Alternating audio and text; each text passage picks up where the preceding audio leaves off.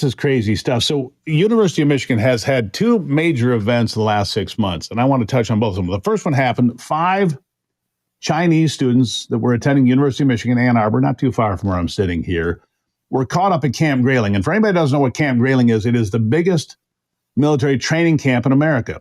I mean, when I grew up in southern Michigan here, you would see the convoys streaming north every summer as they'd come in from Georgia and Florida and Texas, wherever. They all come up here to do training and so on and so forth. So here a few months ago, the Taiwanese army was here doing training with American military personnel. So 5 students at the University of Michigan get arrested up there. They're up there taking pictures and all this. And they said, well, we're journalists. They weren't journalists. They were spies. Very simple. They were spies, and they're up there taking pictures of Taiwan and American military operations and exercise and so forth. So that's pretty chilling right there. That's scary shit, right? Right there. That's enough. Like that right there is enough to scare the shit out of me, dude. Well, and it should. Yeah. And so then you fast forward to what you just mentioned here just a few weeks ago, not once, not twice, but 3 different occasions, apparently. These Chinese students returning from China to Ann Arbor, to the University of Michigan, caught with bioweapons, one of them being a fungus. Now, when you talk about agriculture in America, corn, beans, rice, whatever you're talking about, fungicide is out there. These funguses are already out there. But what happens and what they were concerned about and what we should be very concerned about, and Brooke Rawlings, the ag secretary, and all the rest should be very concerned about, they take a fungus from Michigan. They return to China. They work on it there. They tinker with it, if you will. Then they bring it back, and maybe it becomes fungicide resistant. And I talked to farmers. I think you saw part of this piece that we did with John Solomon. The farmer's concern is this. If our fungicide has been neutralized to some extent, you could lose half your corn crop, half your bean crop, half your rice, half your sorghum, half all of your grain crops get halved. And he said, we could survive that for a bit. You know who would pay the price, though? First, it wouldn't be America. It'd be sub-Saharan Africa. Those countries rely on the food that we send them, despite all the people. America's a bad place. America is not a bad place. It's a wonderful place. We feed the world. We feed Namibia and South Africa and Botswana and all those places, right?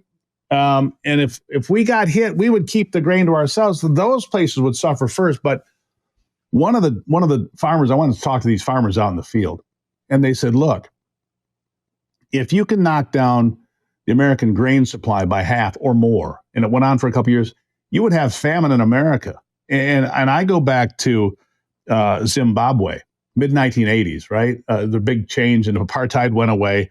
That's not the point. Up to that point, that country fed most of sub-Saharan Africa. They had a bunch of political upheaval and so on and so forth. Suddenly, they had a famine of 5 million people in the late 80s, early 90s. People died.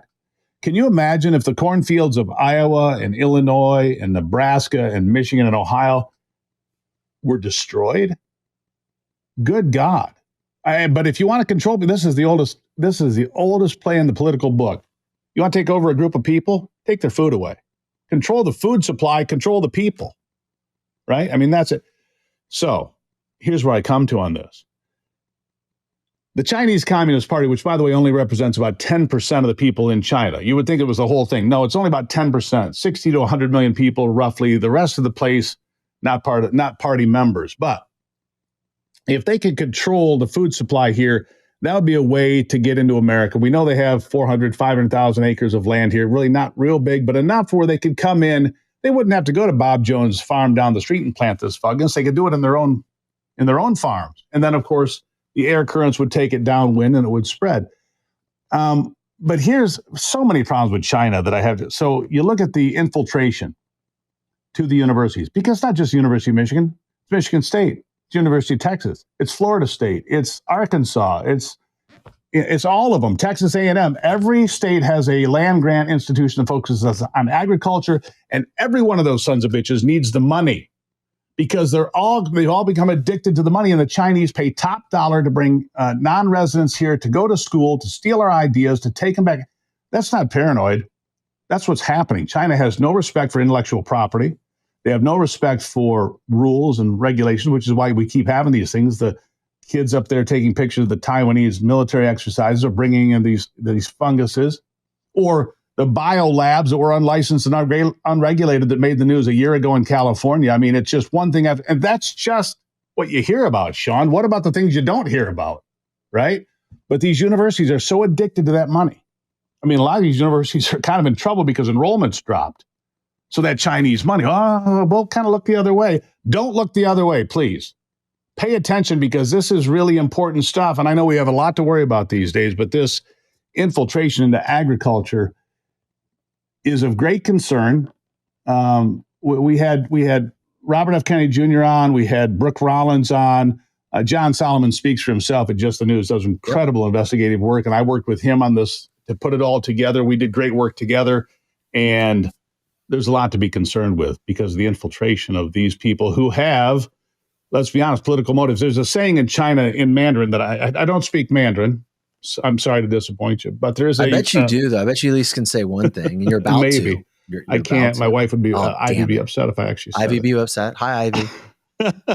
But they have this saying, everything under heaven, right? So we hear about how they think that Taiwan is a rogue province. Pretty common knowledge, right? People know that. What they don't realize is that they think the United States is a rogue province, and so is Canada, and so is Argentina, and so is Malta, and so is every country under the sun. They think it's all China. It's just a matter of time. And, unless we get our act together, maybe they're not wrong. And that is frightening. What's frightening is this is happening under our noses. It's happening in our university system. It's happening in America where there's spies coming over. And everybody listening right now looks at, Russia and Ukraine and go, wow, man, thank God we live here because we're safe. Are we? You don't know what's going on the back end, underneath the carpet, even something that was highly publicized as this fungus that they're bringing in. I don't have a lot of people in my circle talking about it. And quite honestly, until I came in contact with you, I was like, wait a second, I heard about this, but it's almost like, are they silencing this thing? And what is the government actually doing about this?